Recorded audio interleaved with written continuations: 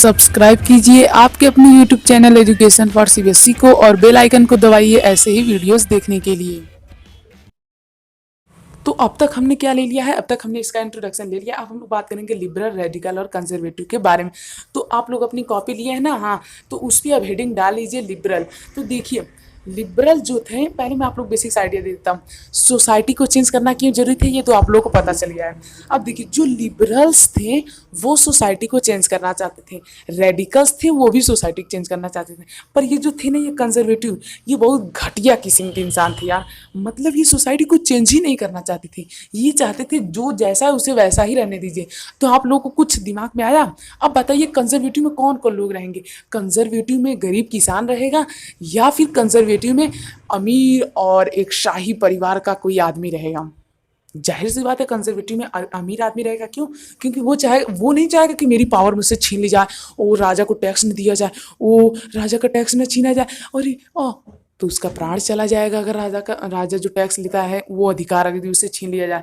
तो इस तरह से जो कंजर्वेटिव थे वो कभी भी नहीं चाहते थे कि सोसाइटी को चेंज किया जाए, और वो हमेशा लोगों को बहकाते थे।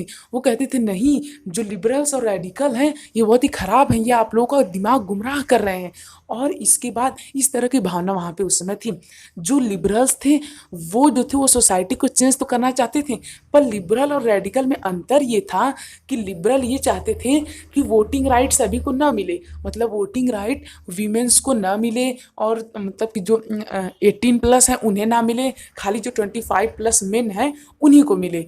जबकि जो रेडिकल हैं ये चाहते थे कि वोटिंग राइट सबको मिले। अब यहाँ पे तो एक टर्म लाया गया सफेग्रेड। अब ये जो मूवमेंट था इसका मतलब होता है कि right to vote for the women. तो वीमेन के लिए राइट टू वोट के लिए कौन फाइट कर रहा था? रेडिकल। तो इस पॉइंट को आप लोग नोट कर लीजिए।